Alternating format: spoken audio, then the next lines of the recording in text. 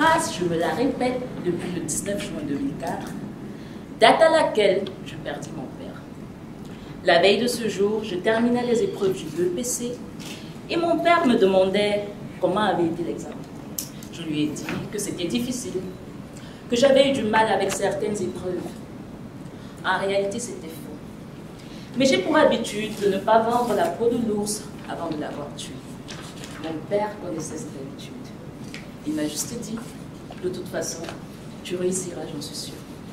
Je ne savais pas que c'était là la dernière fois que je lui parlerais. Le lendemain, lorsque la nouvelle fatidique de son décès nous est parvenue, je réalisais que j'avais laissé partir mon père sur une note défaitiste, sur une sensation d'inachevé, un sentiment d'échec.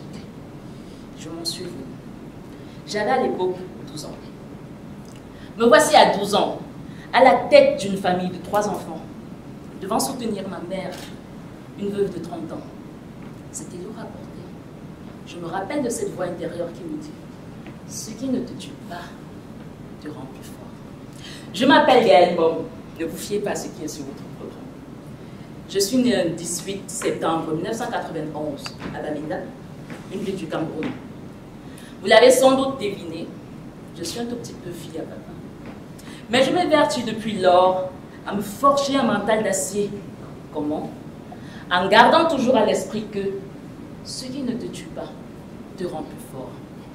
Laissez-moi vous expliquer à travers 3 points comment cette phrase a transformé ma vie. Je vous dirai d'abord que j'adore les challenges. Question de voir jusqu'à quel point je peux me surpasser. Par exemple, après l'obtention de mon baccalauréat littéraire, j'aurais pu m'orienter vers des filières telles que la communication, la littérature, le journalisme, pourquoi pas. Mais j'ai voulu oser autre chose. Je me suis tournée vers les finances, la comptabilité, la gestion. Aujourd'hui, je suis titulaire d'une maîtrise en économie de gestion, parallèlement d'un master en management, audit et contrôle, obtenu à l'Université catholique d'Afrique centrale. J'exerce d'ailleurs comme auditeur interne à la Sodécoton, une société camerounaise.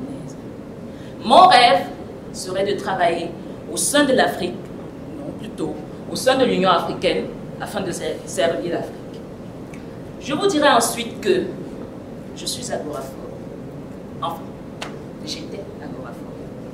En effet, la peur de parler en public m'oppressait, me tétanisait, me paralysait.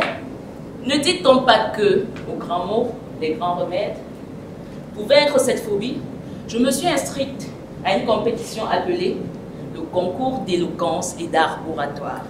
C'est un concours qui réunit les grandes écoles du Cameroun et quelques-unes de la sous-région. J'allais me frotter aux orateurs et aux communicateurs avertis.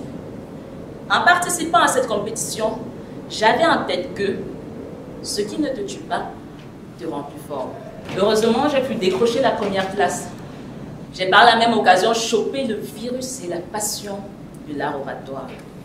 Quel autre endroit avais-je pour développer cette passion?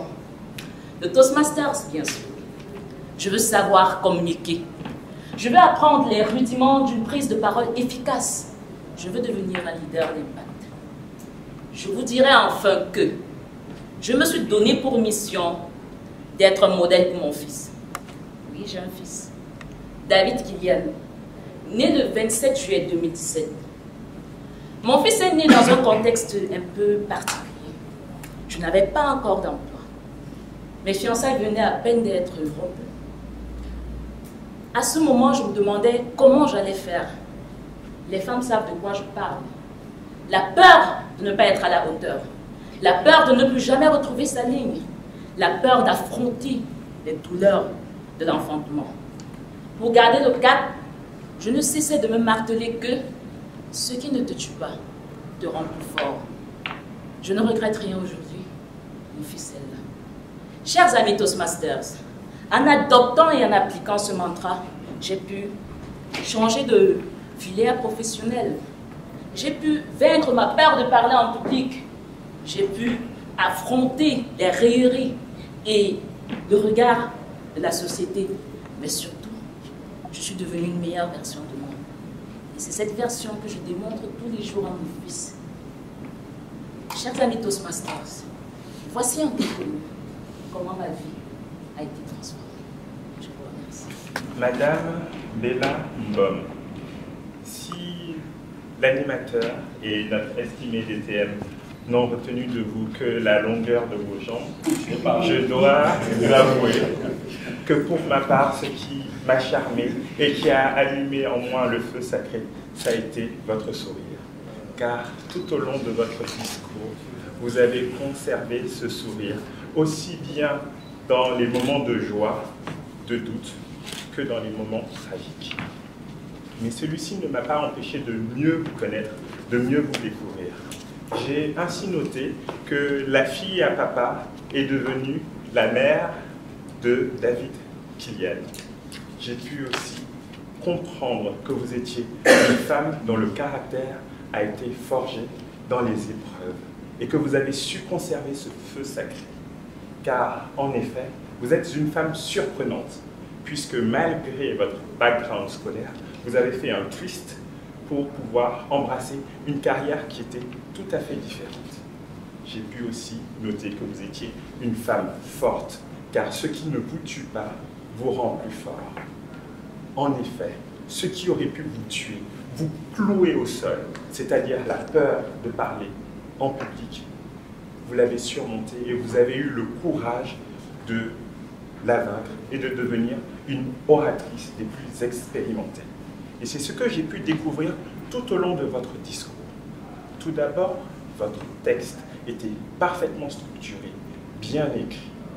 Ensuite, j'ai pu noter ce sourire que je conserve encore, la beauté de votre variété vocale et votre enthousiasme accompagné d'une gestuelle de grande qualité. Toutefois, je vous demanderai de tempérer un peu ce feu sacré, car je vous ai vu vous déplacer beaucoup, énormément, et ceci m'a un peu perturbé.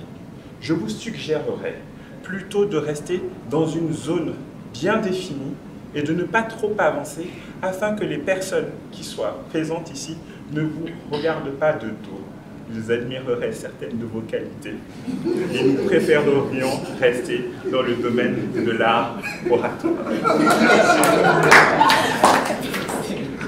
Je vous invite à faire en sorte que le feu sacré qui est en vous soit encore plus fort, que vous deveniez une meilleure oratrice. Et pour cela, il n'y a qu'une seule et unique solution. Nous revenir très vite avec votre prochain discours. Madame l'évaluatrice générale, je vous rends mon rapport et je la félicite par la même occasion.